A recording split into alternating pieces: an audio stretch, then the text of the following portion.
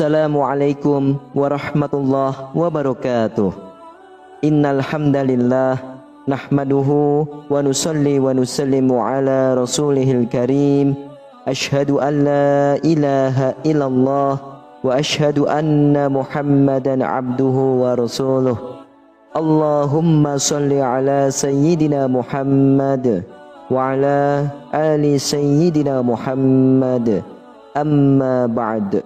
Alhamdulillah sahabat beriman, jika video ini muncul di berandamu, ini adalah petunjuk dari Allah kepadamu. Setidaknya sempatkanlah menulis sholawat kepada Nabi Muhammad SAW di kolom komentar. Insya Allah bisa menjadi bukti kecintaan kita untuk mendapatkan syafaat kelak di akhirat. Amin, Allahumma amin. Sahabat beriman yang dirahmati oleh Allah Subhanahu wa Ta'ala, salat subuh memiliki nilai yang tinggi dalam syariat Islam. Bahkan Rasulullah SAW mendoakan langsung umatnya yang menunaikan salat subuh. Orang yang menunaikan salat subuh juga disaksikan oleh para malaikat. Akan tetapi ada bacaan surah pendek yang tidak dianjurkan. Lantas apa keutamaan salat subuh? Bacaan surah apa yang tidak dianjurkan di waktu subuh? Benarkah malaikat menyaksikan langsung ketika kita menunaikan sholat subuh? Mari kita simak video ini hingga akhir agar menjadi penambah ilmu pengetahuan kita dan supaya tidak gagal faham dan tidak sesat. Apa keutamaan menunaikan sholat subuh? Sholat subuh ditunaikan jelang terbitnya fajar, waktu di mana orang-orang dalam keadaan yang terlelap tidur. Betapa banyak kaum muslimin yang lalai dalam mengerjakan sholat subuh. Mereka lebih memilih melanjutkan tidurnya ketimbang bangun untuk melaksanakan sholat. Karena itulah Rasulullah SAW mengkhususkan sholat subuh mulia dengan keistimewaan tunggal. Sholat subuh bahkan memiliki sifat-sifat tertentu yang tidak terulang pada sholat lainnya. Saking istimewanya, orang yang mengerjakan sholat subuh didoakan oleh Rasulullah SAW. Hal ini sebagaimana disebutkan dalam sebuah hadis. Rasulullah SAW bersabda, "Ya Allah, berkahilah umatku selama mereka senang bangun subuh." Hadis riwayah Imam Tirmizi, Imam Abu Dawud, Imam Ahmad, dan Imam Ibnu Majah. Apabila Rasulullah SAW yang berdoa, bahkan tidak ada perantara di antara Rasulullah dengan Allah Subhanahu wa Ta'ala. Secara jazadiyah, Rasulullah SAW yang paling dekat dengan Allah Subhanahu wa Ta'ala. Dalam hadis lain dijelaskan bahwa orang yang melaksanakan sholat subuh berada dalam jaminan Allah Subhanahu wa Ta'ala. Rasulullah SAW bersabda, "Siapa yang menunaikan sholat subuh, maka ia berada dalam jaminan Allah." Bahkan jangan kau mencari jaminan Allah dengan sesuatu selain dari sholat, yang pada saat kau mendapatkannya justru kamu tergelincir ke dalam api neraka. Hadis riwayah Imam Muslim. Apabila Allah Subhanahu wa Ta'ala yang memberikan jaminan, mungkin akal manusia sulit untuk menjangkau dan menebaknya. Di antara janji Allah bagi hambanya yang taat menunaikan ibadah sholat subuh adalah kelak di surga nanti akan melihat Allah Subhanahu wa Ta'ala. Hal ini sebagaimana sabda Rasulullah SAW. Kami sedang duduk bersama Rasulullah SAW ketika melihat bulan purnama. Beliau berkata, "Siapa yang menunaikan sholat subuh, maka ia berada dalam jaminan Allah." Bahkan jangan kau mencari jaminan Allah dengan sesuatu selain dari sholat, yang pada saat kau mendapatkannya justru kamu tergelincir ke dalam api neraka. Hadis riwayah Imam Muslim. Apabila Allah Subhanahu wa Ta'ala yang memberikan jaminan, mungkin akal manusia sulit untuk menjangkau dan menebaknya. Di antara janji Allah bagi hambanya yang taat menunaikan ibadah sholat subuh adalah kelak di surga nanti akan melihat Allah Subhanahu wa Ta'ala.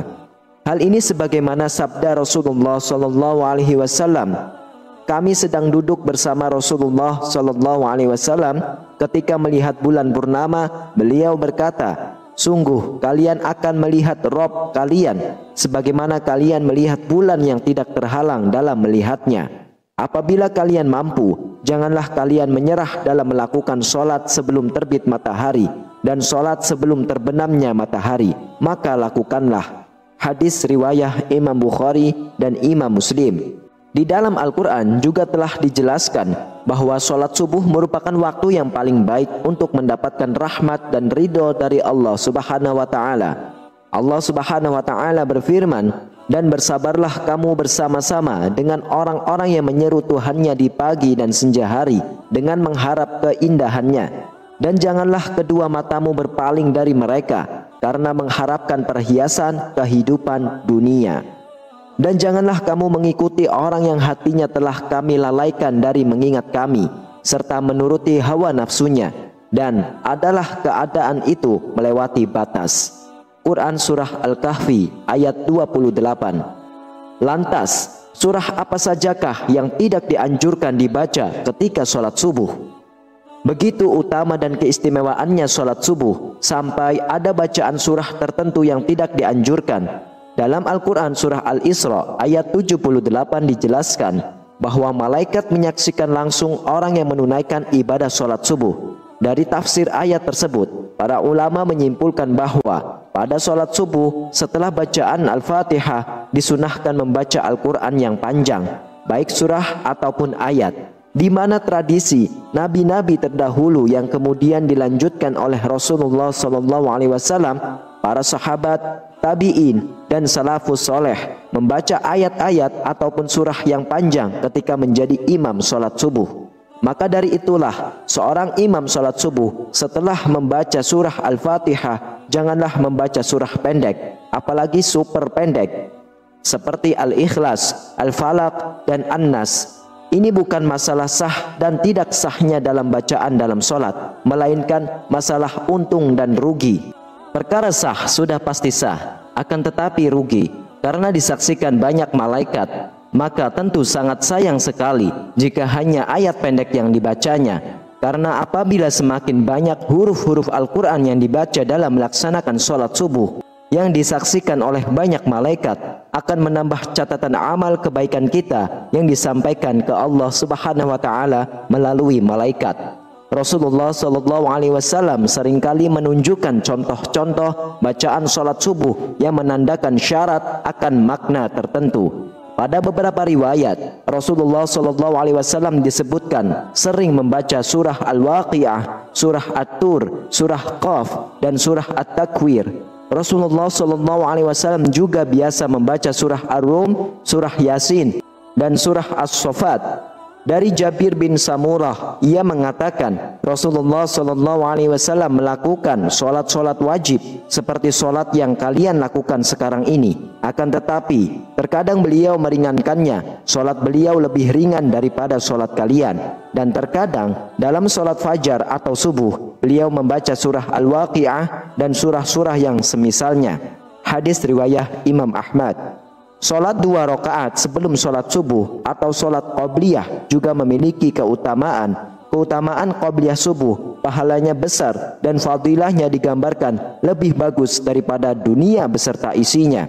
Apabila seseorang mengerjakan sholat subuh, niscaya ia akan dapat banyak keutamaan. Selain keutamaan yang telah disebutkan, ternyata orang yang menunaikan sholat subuh disaksikan langsung para malaikat. Benarkah para malaikat menyaksikan kita ketika sholat subuh?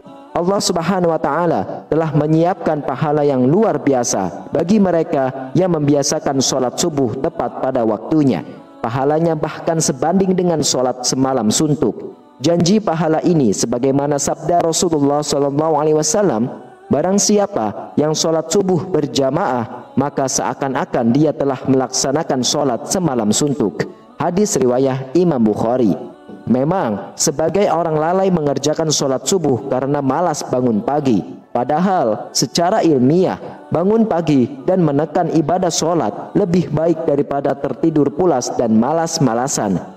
Di dalam ilmu sains menjelaskan pembuluh darah manusia akan mengembang pada tengah malam terakhir sampai menjelang siang. Kemudian secara berangsur-angsur sekumpulan sel darah akan menggumpal pada dinding pembuluh sehingga terjadi penyempitan. Inilah yang mengakibatkan tekanan darah tinggi.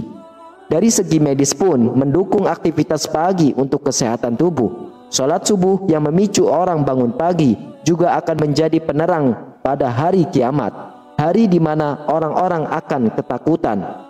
Rasulullah SAW bersabda, "Berilah kabar gembira bagi orang-orang yang berjalan di kegelapan menuju masjid untuk mengerjakan sholat subuh dengan cahaya yang terang benderang, pertolongan pada hari kiamat." Hadis riwayat Imam Abu Daud, Imam Tirmizi, dan Imam Ibnu Majah. Sholat subuh yang dilaksanakan pada pergantian malam dan siang dimulai menjadi hal yang disukai para malaikat, karena pada saat itulah mereka malam dan siang sedang bertugas.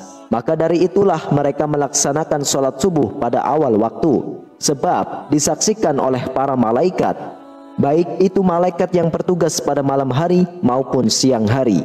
Allah Subhanahu wa Ta'ala berfirman, "Dan dirikanlah sholat subuh, sesungguhnya sholat subuh itu disaksikan oleh para malaikat." Quran Surah Al-Isra ayat 78. Begitu istimewanya menunaikan ibadah sholat subuh, selain mendapatkan pahala baik dari segi medis, disaksikan pula oleh para malaikat. Itulah beberapa keistimewaan sholat subuh. Semoga kita semua dimudahkan untuk melaksanakan sholat subuh secara berjamaah yang pahalanya begitu besar sehingga lebih baik daripada dunia beserta isinya. Wallahu a'lam bishawab. Semoga video ini bermanfaat untuk kita semuanya. Wassalamualaikum warahmatullahi wabarakatuh.